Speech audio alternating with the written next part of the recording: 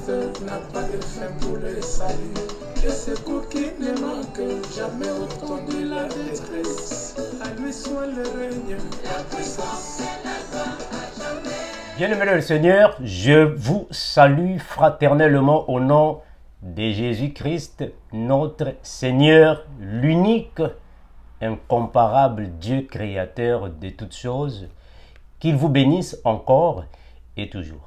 Merci à vous tous qui aimez la série « Mieux comprendre le langage du Seigneur Jésus-Christ ». Dans cette série, mes bien-aimés, nous venons devant l'Église afin d'expliquer le langage de notre Seigneur Jésus-Christ.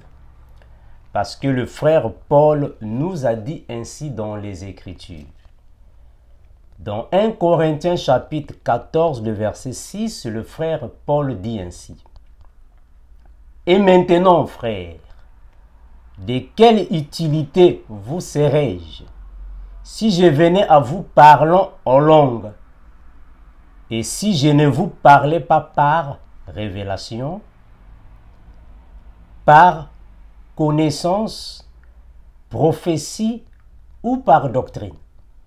Donc, par ce verset biblique, mes frères, nous comprenons en réalité que dans la Bible, il y a la doctrine, la révélation, la prophétie, ainsi que la connaissance que Dieu a donnée à ses enfants afin d'expliquer le langage qui avait été utilisé. Alors, dans cette série intitulée « Mieux comprendre le langage de notre incomparable Seigneur », nous venons pour révéler ce que la doctrine voulait dire. Parce qu'on comprend que la doctrine, ce sont les enseignements de notre Seigneur Jésus, mais également la doctrine signifie tout ce qui est lettre, noir sur blanc. C'est la doctrine. Alors la révélation, c'est l'inspiration que Dieu va alors donner à ses serviteurs afin de bien expliquer ce que la Bible voulait en réalité dire. Mais on va présenter cela peut-être aussi dans la prophétie avec le peu de connaissances que Dieu donne à ses serviteurs. Alors dans la Bible, il est bien écrit que une femme qui était atteinte d'une perte de sang, selon la version Louis II, c'est-à-dire un écoulement de sang, pendant 12 ans, elle est venue tenir la robe de Jésus, c'est-à-dire la tunique de Jésus.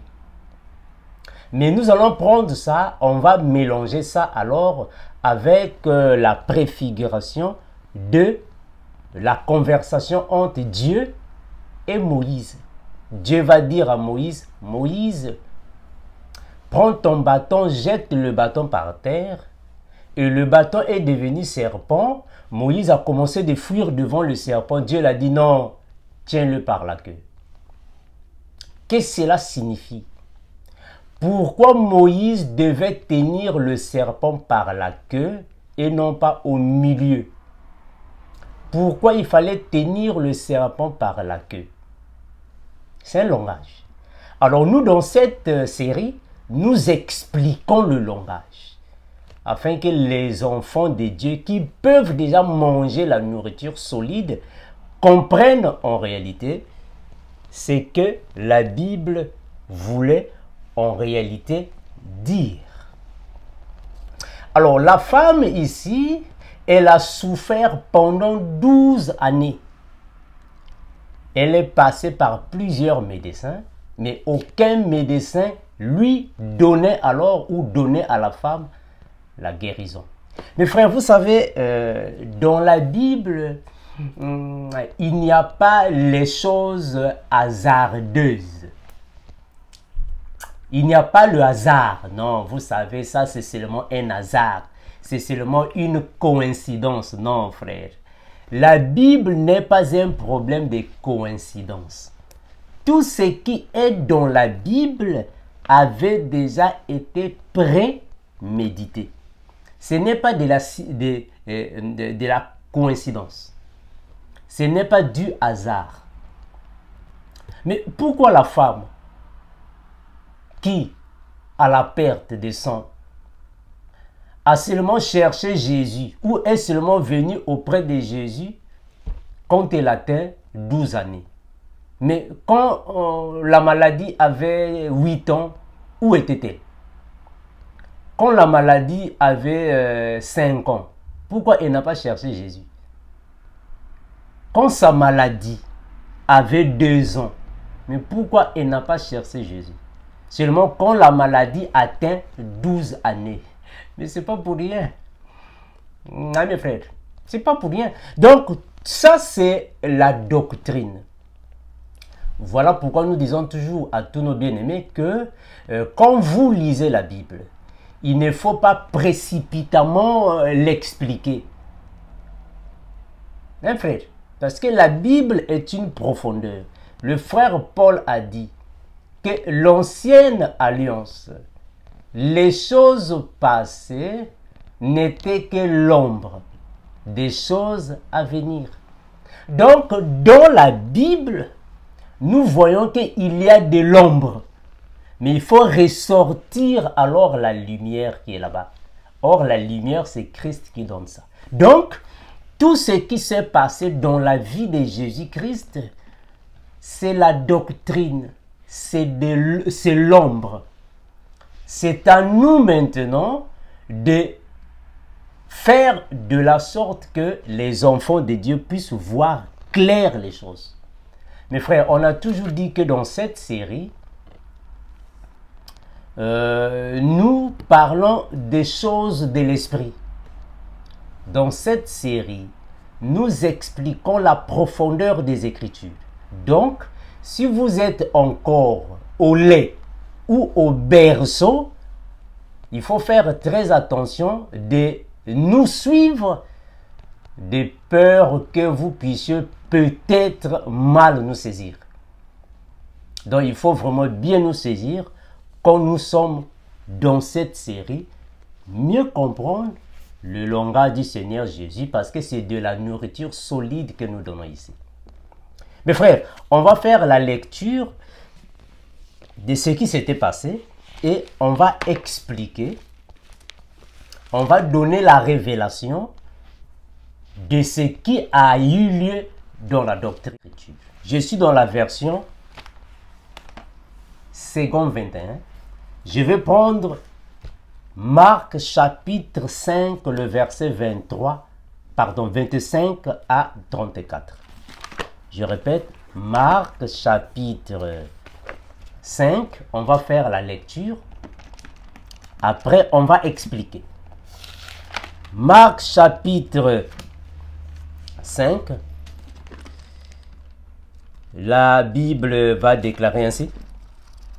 Marc chapitre 5, commençons à partir du verset 25, puis on descend. Les Écritures disent ainsi, je suis dans la version Second 21. La Bible va déclarer ainsi. Or, il y avait une femme atteinte d'hémorragie depuis 12 ans. Elle avait beaucoup souffert entre les mains de nombreux médecins. Elle avait dépensé tout ce qu'elle possédait, mais cela n'avait servi à rien. Au contraire, son état avait plutôt empiré. Le verset 27. Elle entendit parler de Jésus, vint dans la foule par derrière et toucha son vêtement. Car elle se disait, même si je ne touche pas ses vêtements, je serai guéri. Même si je ne touche que ses vêtements, je serai guéri. À l'instant même, son hémorragie s'arrêta. et elle sentit dans son corps qu'elle était guérie de son mal. Le verset 30. Jésus s'est rendu aussitôt compte qu'une force était sortie de lui. Il se retourna au milieu de la foule et dit, « Qui a touché mes vêtements ?» Ses disciples lui dirent, « Tu vois la foule qui te presse et tu dis, qui m'a touché ?» Jésus regardait autour de lui pour voir celle qui avait fait cela. La femme effrayée et tremblante, sachant ce qui lui était arrivé, vint se jeter à ses pieds et lui dit toute la vérité. Le verset 34. Alors Jésus lui dit, « Ma fille, ta foi t'a sauvée. Pars dans la paix et sois guérie de ton mal. » Mais bien aimé, ici je venais alors de lire le passage. Ici c'est la doctrine. La doctrine, c'est-à-dire, c'est le noir sur blanc, c'est le physique, c'est ce qui s'était passé, c'est l'histoire qui a eu lieu. C'est la doctrine, l'événement, l'action, le physique, c'est la doctrine. Mais dans la révélation, ça signifie quoi? Qu'est-ce que cela signifie? Alors, c'est ce que nous allons expliquer ici. Voilà pourquoi nous disons toujours, mes bien-aimés, que pour mieux comprendre les Écritures, pour mieux comprendre la Bible, il faut utiliser les 4 pattes. La doctrine, la révélation, la prophétie et la connaissance. Là, au moins, les choses seront claires. Parce que si nous restons seulement dans la doctrine, on ne va rien comprendre ce qui s'était passé. On va prendre ça comme une histoire. Or, la révélation va nous aider alors de expliquer. Alors, je vais relire et donner une introduction. Après, on va parcourir les versets bibliques. Je vais répéter la lecture. Marc chapitre 5, le verset 25. Or, il y avait une femme atteinte d'hémorragie depuis 12 ans. Mes frères, il faut comprendre que ici, cette femme, c'est Israël. Ce n'est pas pour rien qu'elle est malade pendant 12 années. 12, c'est le chiffre du peuple d'Israël. Donc cette femme symbolise Israël. Alors elle était atteinte d'une perte de sang, c'est-à-dire une hémorragie. Mes frères, il faut d'abord comprendre que une hémorragie ici signifie un écoulement sans arrêt. Donc, on comprend que cette femme, qui est Israël, elle avait eu un autre mari qui l'avait donné le sang. Ici, le sang, on doit répartir dans le festin des Canaan. Regardez dans le festin des Canaan, Jésus avait été invité et il y a eu des invités qui buvaient déjà un autre vin. Et le vin était fini. Alors, il fallait que Jésus vienne leur donner un nouveau vin. Parce que le premier vin était fini. Revenons ici à cette femme. Cette femme ici, c'est le peuple d'Israël. Donc, le peuple d'Israël, qui est le symbole du chiffre 12, parce que 12, ce sont les 12 tribus d'Israël, c'est un peuple qui était malade. Malade pourquoi? Mais parce que le peuple d'Israël avait le sang périmé. En d'autres termes, le corps ne supporte plus ce sang. En d'autres termes, le corps est en train de vomir le sang. C'est comme une personne qui est, en fait, une personne qui veut manger. Une personne qui est affamée et la personne veut manger. La personne mange, mais après la personne commence à vomir. En d'autres termes, le corps est déjà fatigué avec ce genre d'aliments. Le corps ne veut plus. Le corps est en train de rejeter. Voilà. Il faut comprendre que ici, le peuple d'Israël a reçu la loi. En recevant la loi est devenue périmée. C'est-à-dire que la loi est devenue sans valeur, sans perfection. Elle est devenue caduque. Alors, le corps n'a plus envie de ce sang de la loi, du vin de Moïse. Le corps commence maintenant à rejeter.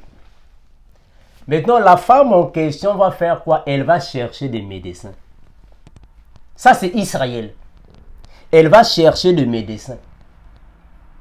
Vous comprenez ça? Elle cherche maintenant des médecins.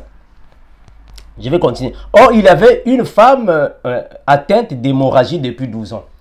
Elle avait beaucoup souffert entre les mains des médecins. La femme en question, qui était malade, elle a cherché des médecins, mais malheureusement, elle a beaucoup souffert. Ici, c'est Israël. Donc, la femme ici, c'est le peuple d'Israël. Les médecins, ce sont les prophètes de la loi. Les prophètes de la loi ont beaucoup fait souffrir la femme. Elle a passé des moments difficiles. Pourquoi? Parce que le Seigneur a dit ainsi. Je vais prendre un passage biblique. La Bible va déclarer ainsi. Nous sommes ensemble, mes frères. Nous allons parcourir pas à pas, petit à petit. Et nous allons donner des versets bibliques après. La Bible dit ainsi. Comprenez, mes bien-aimés, afin que vous puissiez saisir. Regardez les médecins. Le Seigneur Jésus va dire ainsi. Je suis dans Jean, chapitre 10, le verset 8. Le Seigneur dit ainsi. Tous ceux qui sont venus avant moi sont des voleurs et des brigands. Mais les brebis ne les ont point écoutés. Donc ça, ce sont les médecins qui ont fait souffrir la femme. Donc la femme ici, c'est le peuple d'Israël. Et les médecins, ce sont les prophètes du temps de la loi. Rappelez-vous dans la Bible que le Seigneur Jésus a dit qu'il est le bon samaritain. C'est-à-dire, il est le bon berger. Bon, Jésus a donné une parabole du bon samaritain. Quelqu'un qui avait été tabassé et personne ne lui portait de l'aide. C'est tout un langage. On va arriver là-bas afin que vous puissiez comprendre en réalité la personne qui avait été tabassée. C'est qui? Qui l'ont tabassé? Les brigands. C'est qui? Et qui était en train de passer? Et qui est le bon berger ou le bon samaritain, pardon, qui est venu secourir la personne qui était tabassée? On doit expliquer ça dans la révélation. On va évoluer. Donc, les médecins, ce sont les prophètes. La femme ici, c'est le peuple d'Israël qui symbolise alors les 12 années de souffrance. Donc, c'est Moïse qui a fait souffrir la femme par les médecins qui sont les prophètes de la loi. Je continue. Parce qu'en réalité, il faut comprendre que le vrai médecin, c'est Jésus. Donc, la femme ici, qui a beaucoup souffert entre les mains des faux médecins, elle était en train de chercher maintenant le bon médecin. Or, le bon médecin, c'est Jésus. Les faux médecins, ce sont les prophètes de la loi qui ont torturé la femme. La femme a gaspillé, a perdu, a dépensé beaucoup de ses biens. Quand la Bible dit que la femme a dépensé ses biens ou son argent, cela signifie que la femme avait toute sa foi au médecin. Ici, l'argent ne signifie pas dire réellement l'argent dans la révélation. Dans la révélation, l'argent que la femme va dépenser, c'est la foi. L'argent, c'est la foi. Les biens, c'est la foi. Ça va, mes frères? On va arriver. Regardez, je continue. Je prends le verset suivant. Elle avait beaucoup souffert entre les mains de nombreux médecins. Elle avait dépensé tout ce qu'elle possédait. Mais cela n'avait servi à rien. La femme avait dépensé tout ce qu'elle possédait. C'est-à-dire que la femme avait toute sa foi à la loi de Moïse. La femme avait toute sa foi aux médecins, aux prophètes. C'est-à-dire qu'Israël avait la foi aux médecins. Nous sommes dans Ésaïe. Ésaïe chapitre 55. Regardez mes frères. Ésaïe chapitre 55. Prenons seulement le verset 1er. Les Écritures disent ainsi. La Bible va déclarer ainsi. Ésaïe chapitre 55. La Bible va déclarer ainsi. On va lire ensemble, mes frères, afin que nous puissions comprendre ici, cela signifie quoi. La Bible dit ainsi. Ésaïe 55, le verset 1er. Vous tous qui avez soif, venez à l'eau. Même celui qui n'a pas d'argent. Même celui qui n'a pas d'argent. Ça, c'est la version Louis II. Venez aux eaux. Même celui qui n'a pas d'argent. Ça, c'est la version Louis II. Je prends la version Second 21. Ou soit Good News Translation. Ésaïe 55. Le premier verset. Oh là, vous tous qui avez soif, voici de l'eau. Venez. Même sans argent, venez. Prenez de quoi manger. C'est gratuit. Du vin, du lait, c'est pour rien. Mes frères, comprenez que ici, le frère Ésaïe, il est en train de parler en esprit. C'est la même chose que je voulais alors vous signaler que quand la Bible dit que la femme a dépensé tout ce qu'elle avait, elle a dépensé son argent. Ici, l'argent, c'est la foi.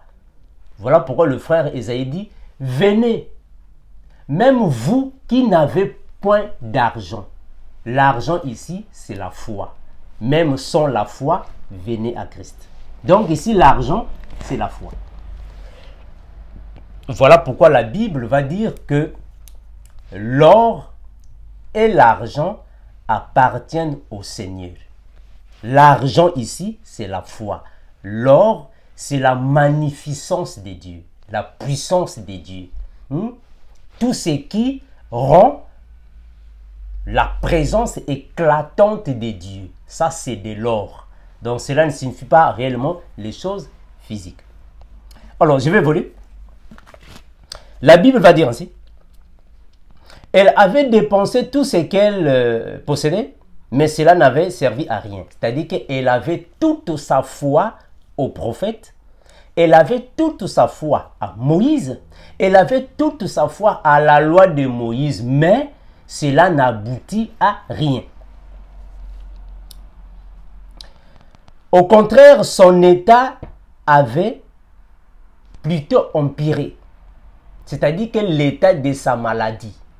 Ici, la maladie ne signifie pas dire réellement la maladie, parce que dans la révélation, la maladie ici signifie l'état de la personne. L'état spirituel de la personne. Parce qu'une personne qui est dans le péché est malade. Voilà pourquoi Jésus a dit qu'il est le médecin. Mais qui sont les malades? Les malades sont ceux qui sont dans le péché. Donc, celui qui vit dans l'impudicité est malade. Il doit chercher un médecin. Toute personne qui est dans la sorcellerie est malade. Donc ici, les malades, ce sont les pécheurs. Le médecin, c'est celui qui lui donne alors les médicaments spirituels, c'est-à-dire la vie. Donc ici, cette femme était spirituellement malade. Elle devrait chercher un vrai médecin pour donner alors à cette femme une guérison spirituelle. Et il n'y a que Jésus-Christ qui est l'unique médecin, vrai médecin, qui peut donner la guérison spirituelle. J'évolue. Alors, elle entendit parler de Jésus. Oh, mais elle était malade pendant 12 années. Est-ce que pendant les 12 ans, elle n'avait pas entendu parler de Jésus? Pourquoi elle n'a pas entendu parler de Jésus pendant la première année de la maladie? Mais non, elle devrait compléter les 12 ans. Donc, cette femme, quand elle était malade, première année, elle n'a pas cherché Jésus. Deuxième année, elle n'a pas cherché Jésus. Troisième, elle devrait attendre 12 années. Mais ce n'est pas pour rien, frère. C'est un langage. Donc, les 12 années, ce sont les 12 tribus d'Israël complets pour venir alors chercher Jésus. Ça va, mes frères? On va évoluer. Elle entendit parler de Jésus, vint dans la foule par derrière et toucha son vêtement. Toucha le bord du vêtement de Jésus, comme vous prenez dans d'autres versions. Bon, mes frères, il faut d'abord se poser la question, qui a parlé de Jésus à la femme? Elle a entendu parler de Jésus, mais qui l'a parlé de Jésus? Elle est venue toucher Jésus au bord de son vêtement. Mes frères, il faut comprendre que Jésus, c'est lui qui est le véritable souverain sacrificateur. Aaron n'était que l'ombre de Jésus. Alors, il faut maintenant comprendre que Aaron aussi avait des vêtements, ou soit les robes. Les robes sacrées d'Aaron. Donc, les vêtements de Jésus, ou la robe, ou la tunique de Jésus, était une robe sacrée.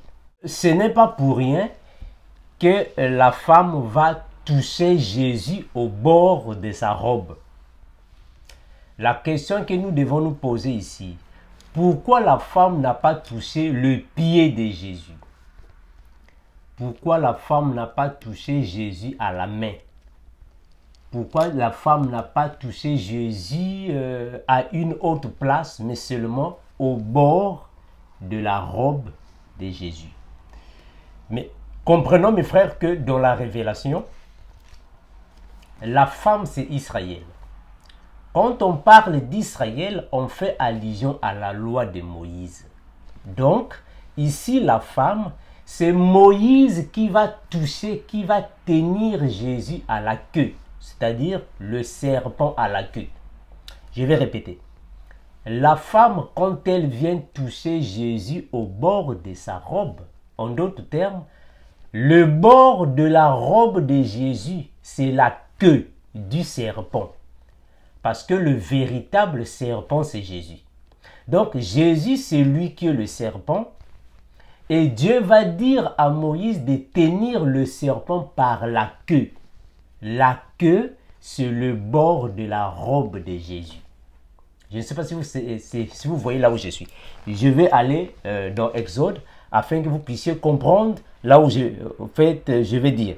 Je vais là où je suis en train de faire allusion.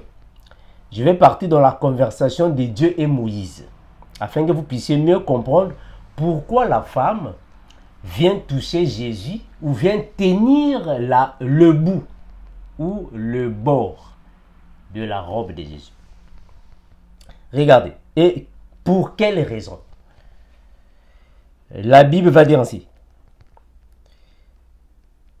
Je vais chercher un passage. Je cherche un passage afin que vous puissiez mieux me saisir. Je suis dans la loi toujours. Afin que vous puissiez mieux saisir ce que je suis ici en train de dire, mes bien-aimés. Alors, nous sommes dans Exode. Prenons Exode chapitre 4. Prenons Exode chapitre 4. On va commencer à partir du verset 1er. Regardez. Exode chapitre 4, prenons le verset 1er. La Bible va dire alors ainsi.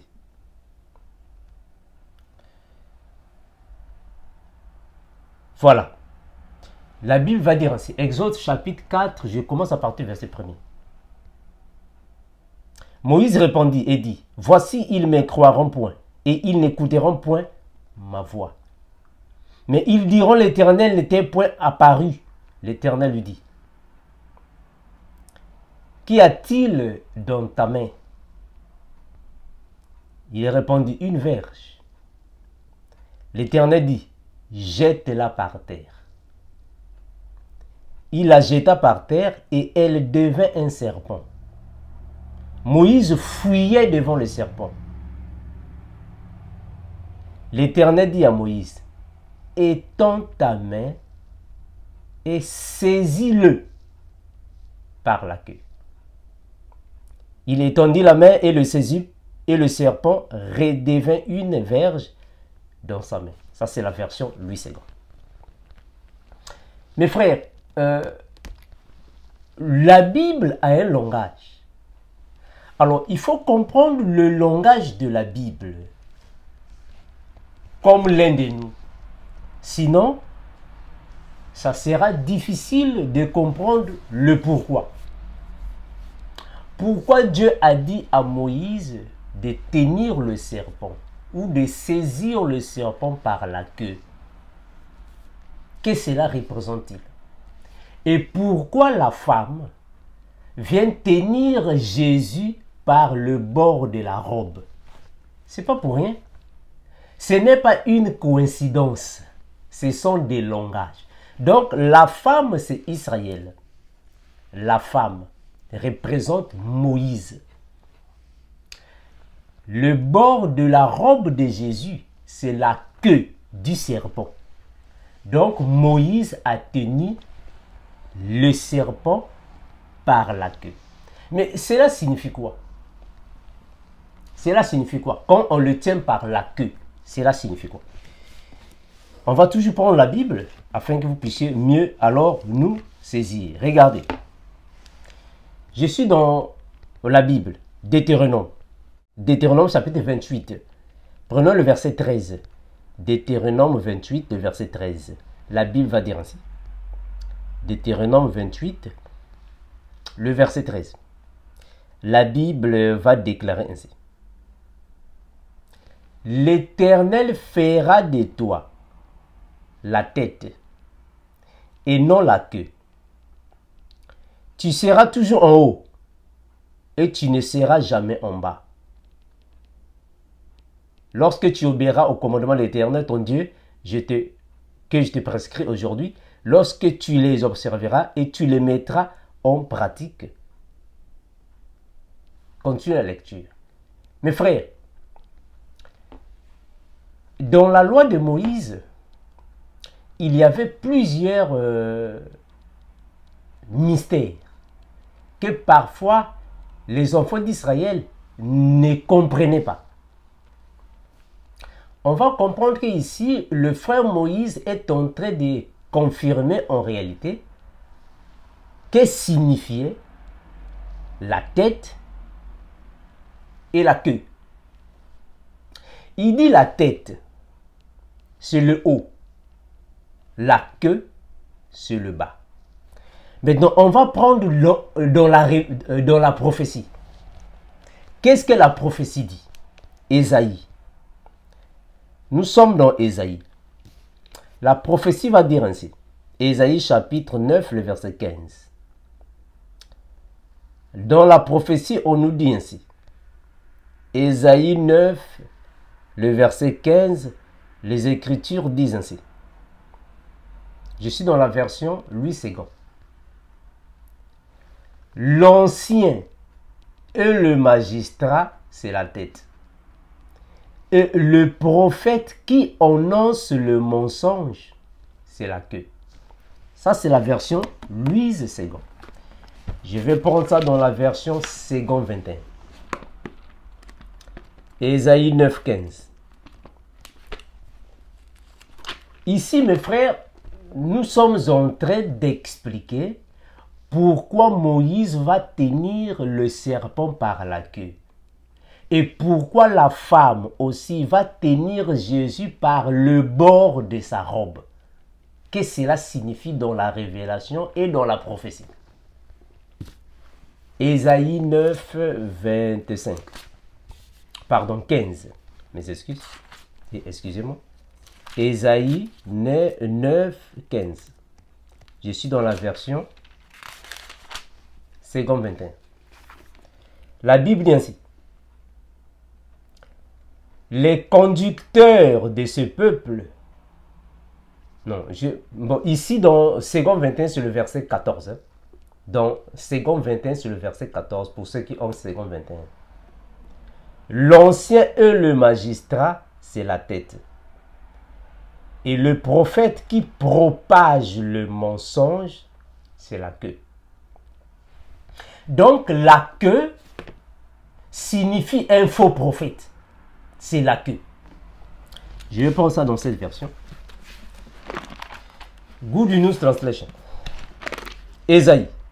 Nous sommes ici en train de parcourir les versions afin que nous puissions, mes frères, avoir la certitude, afin que vous puissiez avoir la précision. Ésaïe 9, 15. Ésaïe 9, 15. La Bible déclare ainsi. Ésaïe chapitre 9, le verset 15. La Bible va déclarer ainsi. Là-bas, on a dit 14, ici 15. La Bible dit ainsi. Ici, c'est 14. Le verset 14. Fauchant les conseillers, les dignitaires, c'est le haut. Et les faux prophètes, le bas. Donc, mes frères, comprenons que dans la prophétie, on nous confirme que la queue signifie le faux prophète. Mais Moïse va tenir le serpent par la queue. Et la femme qui avait une hémorragie, depuis 12 ans ou pendant 12 ans, va tenir Jésus par le bord de sa robe. Cela signifie, mes frères, que Israël, Moïse, ils ont considéré Jésus de son vivant comme un faux prophète. Mais qu'est-ce que Jésus va dire à ce sujet par rapport à la queue? Jésus va dire quoi? La parabole du bon samaritain. Regardez. Prenons la parabole du bon samaritain, afin que nous puissions comprendre qu'est-ce que Jésus voulait dire par la parabole du bon samaritain. On va lire ça, puis on va expliquer. Ici, nous sommes en train de chercher, de comprendre le pourquoi de la queue. Pourquoi la femme a tenu Jésus par le bord de la robe? Pourquoi elle n'a pas tenu Jésus par la main? Pourquoi elle n'a pas tenu Jésus par le pied? Pourquoi elle n'a pas tenu Jésus au corps, mais seulement au bord de la robe? Pourquoi? Le bon samaritain. Regardez ce que Jésus va dire.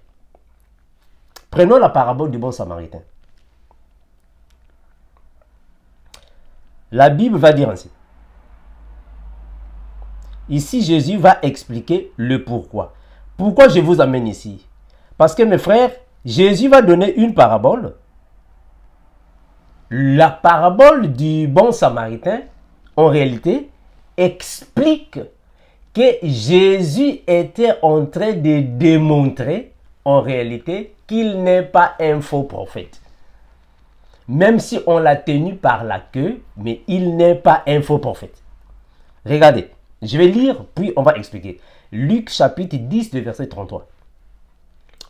Luc 10, 33, la Bible va dire ainsi. Je commence à partir du verset 30.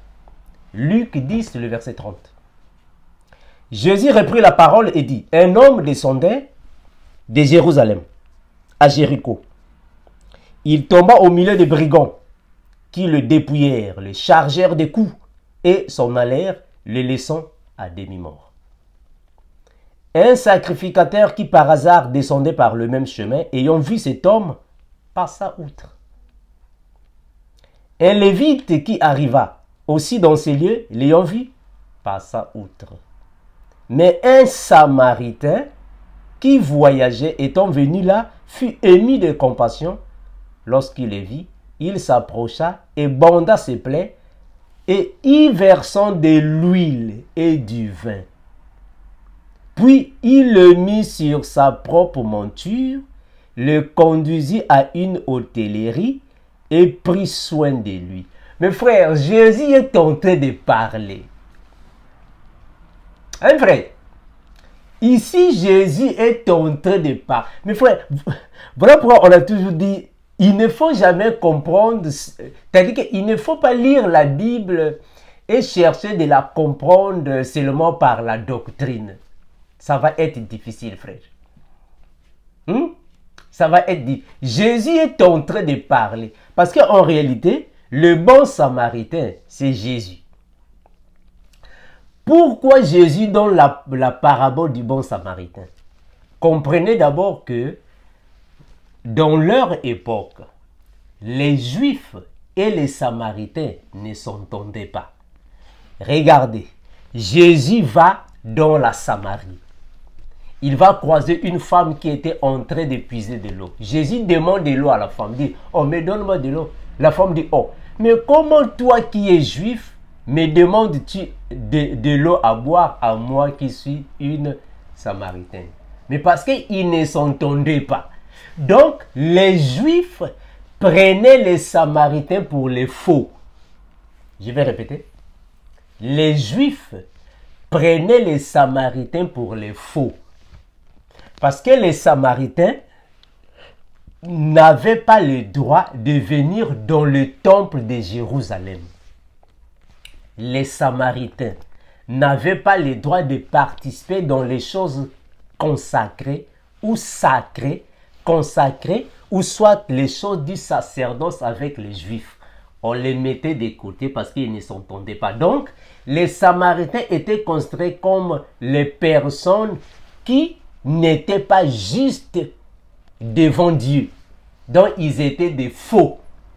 Mais Jésus, dans cette parabole, il est en train de confirmer en réalité, il y a aussi des bons Samaritains qui sont même plus que les prophètes. Parce que ici, les personnes qui ont tabassé ici la personne, ce sont les brigands et les voleurs. Vous allez voir qu'un sacrificateur est venu, il est passé. Un lévite est venu, il est passé. Jésus est en train c'est-à-dire qu'il est en train de parler du comportement des Juifs face aux Samaritains. Donc, il est en train de présenter en réalité que il y a aussi des Samaritains qui sont de bonnes personnes qui peuvent aussi nous rendre du bien. Mais il le fait étant que lui, Jésus. Parce que le bon Samaritain qui va prendre la personne qui est tabassée, c'est Jésus. C'est lui qui est le bon Samaritain. Bon Samaritain, pourquoi? Mais parce que Jésus est considéré comme un faux. On les considère comme un faux. Donc, un Samaritain est un faux. Mais en réalité, le Samaritain aussi peut sauver celui ou celle qui est malade. Donc la femme qui était malade est venue vers un Samaritain qui l'a sauvée. Or, le sacrificateur est passé. Le sacrificateur n'a pas sauvé la personne malade. Le lévite est passé. Il n'a pas sauvé la personne malade. Donc ça, ce sont les médecins. Voilà pourquoi je vous ai dit que la femme a souffert avec les médecins. Donc les médecins n'ont pas soigné la femme. Les médecins n'ont pas sauvé la femme. Les médecins n'ont pas guéri la femme. Ce sont les prophètes de la loi. La femme continue malade, mais un bon samaritain qui est un faux, selon les juifs, c'est lui qui vient maintenant sauver l'homme qui avait été tabassé. Et le bon samaritain fait quoi? Il va donner à la personne là ce qu'il faut. L'huile et le vin. Mes frères, est-ce que vous comprenez? Est-ce que vous êtes tenté de comprendre comment est-ce que moi je suis tenté de comprendre les choses? Hein, frère? Est-ce que vous comprenez de la même manière que nous comprenons les choses? Donc, la femme ne peut que tenir Jésus au bord de sa robe parce que Moïse ne peut que tenir le serpent à la queue. Or, dans la prophétie, on nous convainc que la queue signifie le faux prophète. Donc, Israël a considéré Jésus comme un faux prophète. Mais alors, Jésus, pour démontrer qu'il n'est pas faux prophète, il a donné la parabole du bon samaritain. Il dit que non, mais en réalité, il y a aussi des personnes qui ont tabassé à demi-mort quelqu'un qui venait.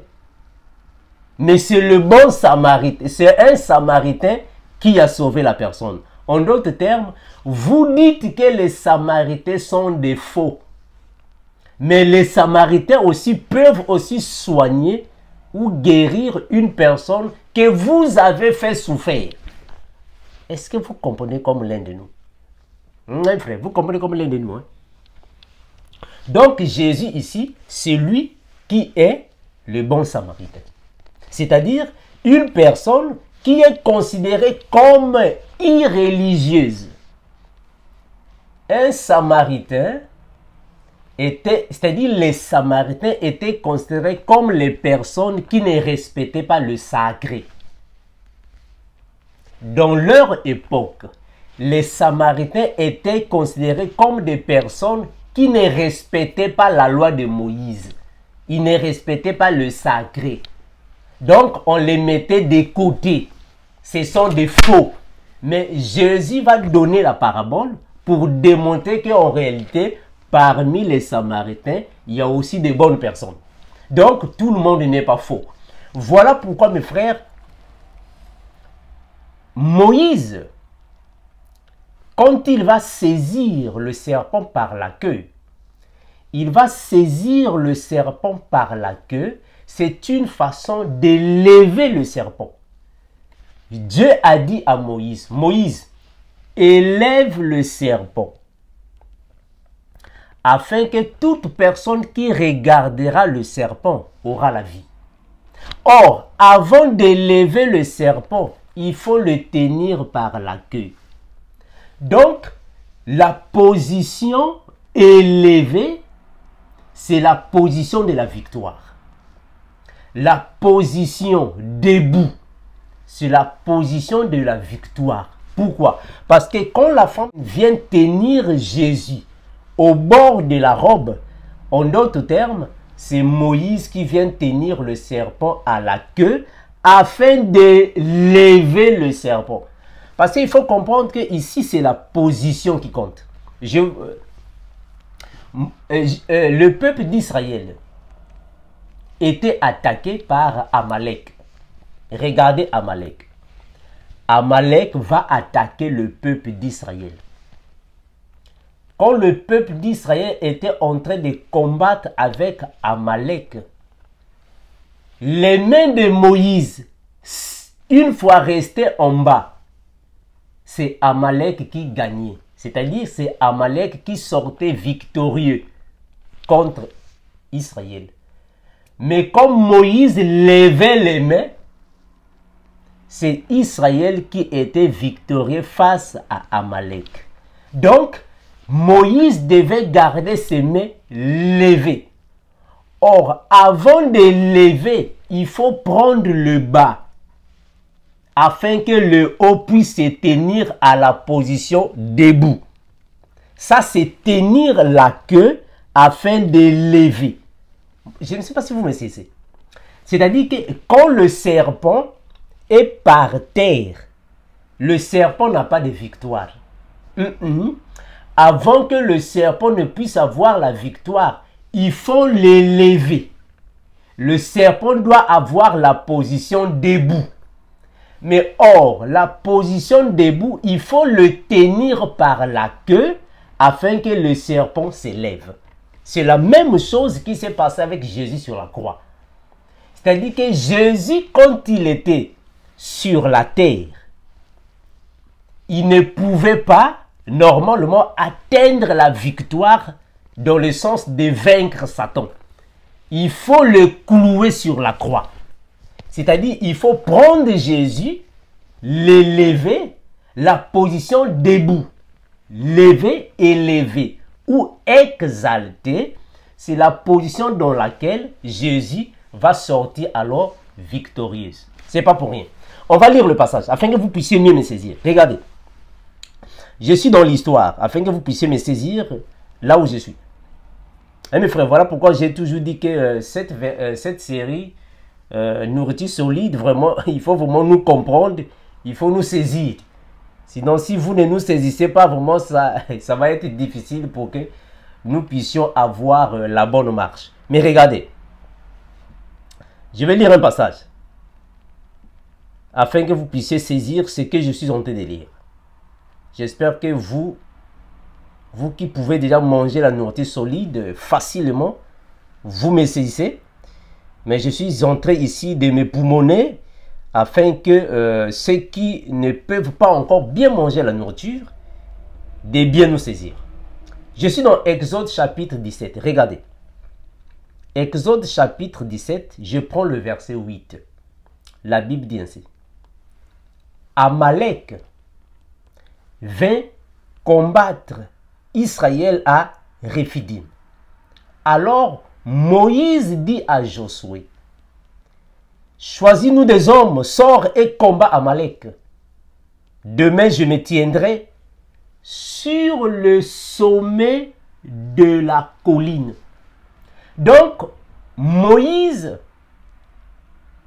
lui ici, qui est le symbole du véritable Christ, il doit monter sur la colline afin que Israël puisse avoir la victoire. C'est-à-dire que si Moïse était en bas de la colline, Israël allait perdre la guerre, ou soit la bataille. Il fallait que Moïse monte sur la colline.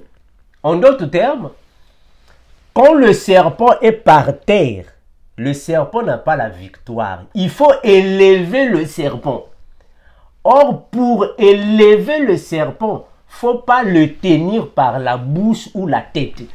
Il faut le tenir par la queue. Comme ça, le serpent aura la position debout. Là, le serpent en haut, à la position exaltée, aura la victoire. Donc ici, c'est la position maintenant qui est en train de cacher le mystère.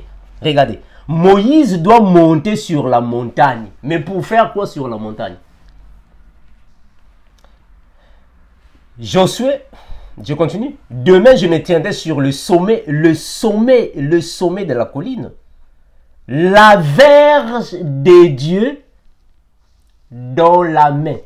Donc, quand Moïse va monter sur la montagne, en réalité, il va prendre le bâton, il va positionner ça en haut.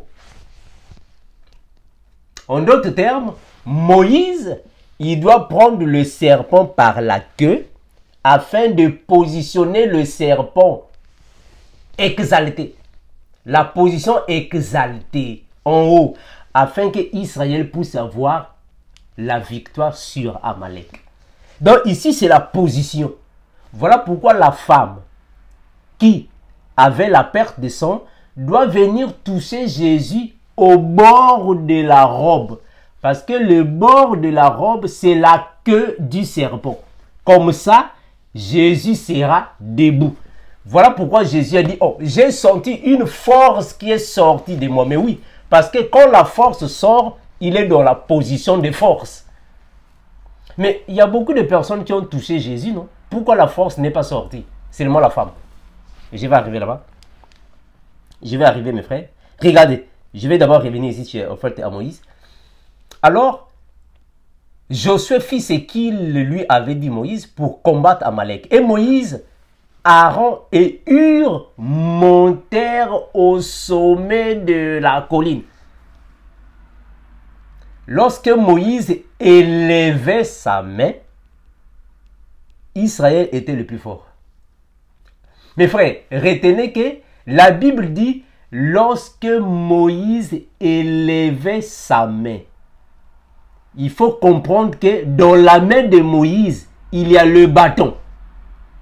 Très important. Donc, en réalité, ici, ce n'est pas la main de Moïse qui compte ici. Non. C'est le bâton que Moïse fait monter. Mes frères, est-ce que vous saisissez comme l'un de nous? Donc, Moïse, quand il élève sa main, en réalité, c'est le bâton qu'il fait monter. Or, le bâton de Moïse, c'est le serpent. Avant de faire monter ce bâton, il faut tenir ce bâton ou le serpent par la queue, afin que le bâton monte. C'est Jésus qu'on va clouer sur la croix. Est-ce que vous comprenez ça? Donc, ici, c'est Jésus qui monte sur la croix afin d'avoir la victoire sur Satan. Parce que Amalek, c'est l'image, la préfiguration de Satan, le diable, qui doit être vaincu sur la montagne ou le mont ou la colline ici, qui est le symbole de Golgotha. Donc Moïse, quand il va monter sur le sommet de la montagne, il faut comprendre qu'il y a 3 personnes qui sont montées là-bas. Hein, frère? C'est très important. Donc 3 personnes sont montées sur la colline. Donc là-bas, c'est Golgotha. C'est Golgotha. Ici, c'est carrément Jésus. C'est Golgotha. Regardez. Je continue. Vous pouvez lire à la maison, mes frères, pour ne pas prendre beaucoup de temps. Pour ne pas prendre beaucoup de temps. Alors, vous allez comprendre que, mes frères, je ne vais pas continuer la lecture, sinon la vidéo sera très, très longue. Donc, vous allez comprendre que toutefois, quand Moïse s'est fatigué, Israël perdait. Mais quand on soulevait encore les mains de Moïse, Israël avait la victoire. Donc, quand Dieu va dire à Moïse, mais qu'y a-t-il dans ta main? Un bâton. Mais jette le bâton. Mes frères, le bâton, c'est la préfiguration de Jésus. Le serpent de Moïse, c'est Jésus. Je répète, le serpent de Moïse, c'est Jésus. Donc, Moïse devrait élever le serpent, en d'autres termes, exalter le serpent, le Seigneur, afin de donner la vie. Or, pour l'élever, il faut le tenir par la queue, parce que c'est par la queue qu'on peut soulever la tête. Hein, frère? On ne peut pas tenir par la tête pour soulever la queue, non. Il faut tenir par la queue pour soulever la tête. Vous comprenez ça? Donc, la femme qui avait la perte de sang doit venir tenir Jésus par la queue. En d'autres termes, le bord de la robe. En d'autres termes, elle devrait soulever ou exalter le Seigneur. Parce que la femme a dit, si seulement je tenais son vêtement, je serais guéri. Donc, avant d'avoir la guérison, il faut exalter le Seigneur. Or, pour exalter le Seigneur, c'est ce qu'elle a fait. Tenir par la queue afin qu'elle soit exaltée. Je vous ai démontré ici que la queue ici, dans la prophétie, signifie un faux prophète. C'est-à-dire que c'est lui qui annonce le mensonge. Mais Jésus a démenti cela. C'est-à-dire que Jésus a corrigé cela avec la parabole du bon samaritain. Ça va. Donc, si vous comprenez les Écritures comme l'un de nous, vous allez comprendre pourquoi Jésus a donné la parabole du bon samaritain. Parce qu'en réalité, les Samaritains étaient considérés comme les faux et c'est eux encore qui vont alors donner la guérison à la femme qui était malade. Mes frères, vous me cessez. Donc, quand la femme va tenir Jésus, puisque la femme ici, elle avait une perte de sang, une hémorragie, on comprend qu'elle était impure. La femme était impure. Et qu'est-ce qu'elle fait? Elle va toucher le souverain sacrificateur en service. D'où la force va sortir de Jésus. Mais la force sort pourquoi? La force sort pour purifier la femme. Parce que la femme était impure. La force doit sortir pour la purifier. Et automatiquement, elle est guérie. En d'autres termes, la femme était purifiée par l'esprit, la sanctification de Jésus. Parce que la femme portait alors ce que Moïse avait donné, qui était périmé. En d'autres termes, le vin qui était déjà caduc, il fallait recevoir le vin nouveau, qui est la vie. Parce que ici, le vin, le sang, c'est la vie. Donc, la femme n'avait plus la vie. Elle devait recevoir la vie donnée par Jésus. C'est lui qui donne la vie. D'où la femme a reçu la vie. On va continuer, faites le passage, afin que nous puissions toujours expliquer. Nous sommes dans Marc chapitre 5, je vais repartir là-bas. Marc chapitre 5. Marc chapitre 5, le verset 25. On va continuer notre lecture. Elle avait dépensé tout ce qu'elle possédait, mais cela n'avait servi de rien. Son état était encore plutôt empiré. Elle entendit parler de Jésus, vint dans la foule. Mais vrai, regardez, la femme, quand elle a entendu parler de Jésus, elle est venue, mais Jésus était dans la foule. Il fallait qu'elle traverse la foule. Ça, c'est la course de la croix. Voilà pourquoi on a toujours dit, mes frères, que toute personne malade, toute personne qui n'a pas la vie, toute personne qui veut s'approcher de Jésus doit traverser la foule. Ce n'est pas gratuit. En d'autres termes, ce n'est pas une chose facile. Il y a un prix à payer. Attention, j'avais fait une vidéo dans laquelle je disais que le gratuit de la Bible ne signifie pas le gratuit du français. Non, dans le gratuit de la Bible, il y a un prix à payer. Donc la femme ici, pour avoir la guérison, elle devait traverser la foule de personnes qui entouraient Jésus. Mes frères, il faut savoir que Jésus, quand il s'est déplacé, des villes en ville, des villages en village, il y avait toujours des foules de personnes qui l'entouraient et qui le suivaient. Maintenant, cette femme malade devrait arriver à atteindre Jésus. Elle a traversé combien de personnes? C'est ça la foi. C'est ça la foi. Donc, ce n'est pas quelque chose que tu vas seulement rester bras croisés. Non, elle doit traverser la foule, les obstacles, les persécutions, afin d'atteindre Jésus. Donc, pour atteindre Jésus, elle a eu à faire une course. Elle a eu à traverser des difficultés. elle a eu à traverser, à payer un prix avant d'arriver à Jésus. Ça va. Regardez.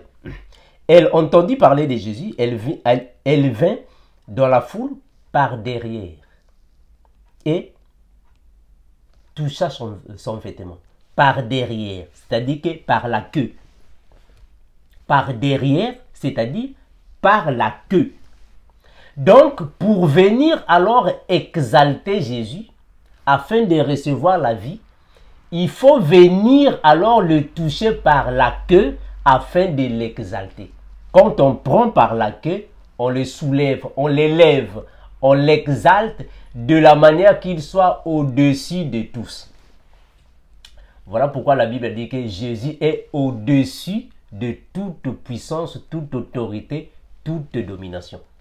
Donc, il est au-dessus. Mais il faut premièrement le soulever, l'élever ou l'exalter afin qu'il soit au-dessus de tous.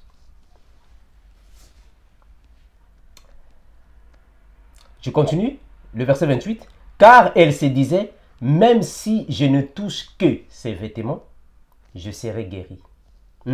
Donc, un faux samaritain, mais il est bon parce qu'il a pu quand même guérir une personne tabassée. Donc, cette femme ici, qui a beaucoup souffert par les brigands, cette femme ici qui a beaucoup souffert par les faux médecins, cette femme ici qui a passé des moments difficiles par les brigands et les voleurs, avait été soignée, guérie, sauvée par un samaritain qui était considéré faux, mais a guéri la femme. C'est-à-dire la queue selon la prophétie. Ça va mes frères? Jésus s'est rendu aussitôt compte qu'une force était sortie de lui. Mais pourquoi la force sort de Jésus? Parce que la femme était impure. Retenez que dans la loi de Moïse, dans la culture juive, toute femme qui a ses périodes, ses règles, elle est impure. Donc cette femme ne peut pas toucher les choses que les personnes pures peuvent toucher.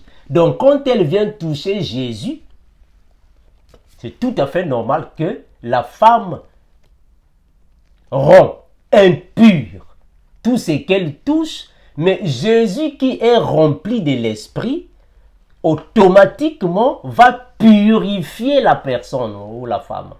Donc Jésus va purifier la femme, elle va devenir pure selon sa volonté. Regardez mes frères, quand Jésus meurt, Jésus ressuscite.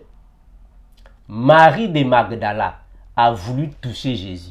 Jésus a dit non, ne me touche pas, je ne suis pas encore monté. Ah voilà. Donc là, on comprend carrément, c'est l'œuvre du souverain sacrificateur. Pourquoi Jésus a refusé que Marie de Magdala puisse le toucher? Mais parce que là, il était en train de faire l'œuvre du souverain sacrificateur. Le souverain sacrificateur, avant d'entrer dans la tente d'assignation, avant d'aller dans le lieu très saint, il ne peut pas alors passer du temps avec une femme. C'est-à-dire, une femme ne peut pas l'approcher. C'est-à-dire, une femme surtout qui a son flux de sang ne peut pas le toucher. Jusqu'à ce qu'elle va finir le service. Ça aussi, c'est un enseignement, frère. C'est un enseignement. Je vais revenir. Ça aussi, c'est un enseignement. Je vais revenir dès que le Seigneur nous donnera le temps. Je reviendrai pour en parler. Je reviendrai là-dessus après. Qui a touché mes vêtements? Ses disciples dirent, tu vois la foule qui te presse. Et tu dis, qui m'a touché? Jésus regardait autour de lui pour voir celle qui avait fait cela. La femme effrayée et tremblante. Ça, c'est la loi de Moïse. Sachant ce qui lui était arrivé, vint se jeter à ses pieds et lui dit toute la vérité. Alors, Jésus lui dit, ma fille, Donc ici, il démontre que c'est lui qui est le père. Israël, c'est sa fille. Ça va, mes frères? Donc ici, il démontre que c'est lui qui est le père. Israël, c'est sa fille. Vous savez, c'est ça. Donc, mes frères, comprenez qu'ici, ce que nous avons lu ici, c'est Israël. C'est le peuple d'Israël que le Seigneur Jésus voulait alors ici présenter dans le langage qu'il était en train de dire. Voilà pourquoi je vous ai pris. Je vous ai pris la parabole du Samaritain. C'est très important. Vraiment très important, mes frères. Il faut vraiment comprendre ça. La parabole du Samaritain. Très important. Le bon Samaritain. Donc Jésus ici, il est en train de confirmer en réalité, c'est lui qui est le bon Samaritain, parce qu'il n'y a que lui qui peut soigner la personne tabassée. Lui oindre d'huile et lui donner du vin. Il n'y a que Jésus qui peut faire ça. Ça va. Donc ici, c'est Jésus qui va alors donner à Israël la vie. Parce qu'une personne qui a la perte de sang ne peut pas avoir une bonne vie. Il faut seulement que Jésus vienne lui donner le sang. Le sang, c'est-à-dire le vin qu'il va donner au festin des noces à Cana. Il va donner ça. Ça, c'est la vie. Afin que celle qui était malade puisse automatiquement être guérie, qui est Israël. Mes frères, ici nous sommes dans la révélation, mais en réalité, la vraie guérison d'Israël, ça sera après l'enlèvement de l'Église. Mais ici, nous sommes dans la prophétie. Parce que ça aussi, il y a beaucoup d'éléments ici qui sont prophétiques.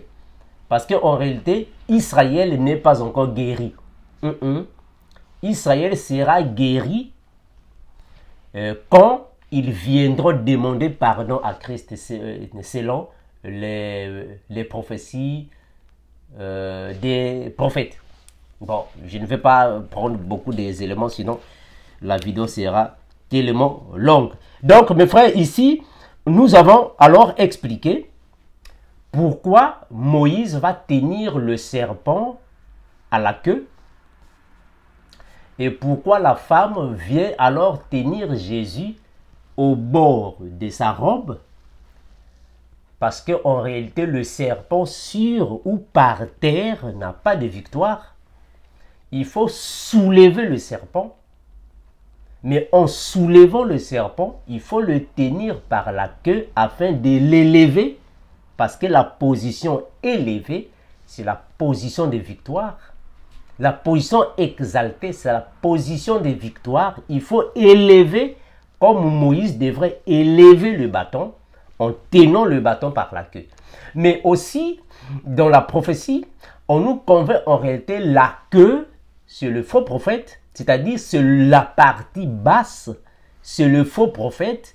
Mais Jésus va donner alors la parabole du bon Samaritain, parce qu'un Samaritain était considéré toujours, les Samaritains étaient considérés comme des personnes qui étaient irréligieuses, les faux, mais en réalité, il pouvait aussi avoir un bon Samaritain qui peut guérir la femme qui était tabassée, ou soit la personne tabassée ou la femme qui a gaspillé tous ses biens, la femme qui a passé des moments difficiles auprès des brigands qui sont les médecins, ou soit les prophètes du temps de la loi.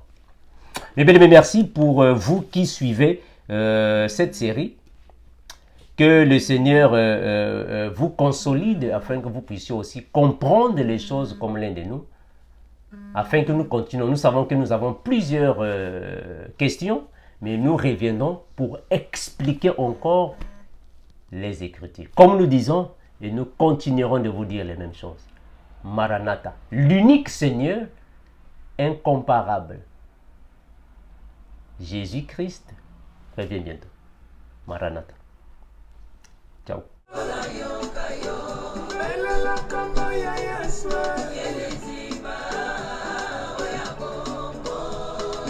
L'amour de Christ n'a pas de fin pour le salut. Et secours qui ne manque jamais au temps de la détresse. À lui soit le règne, la puissance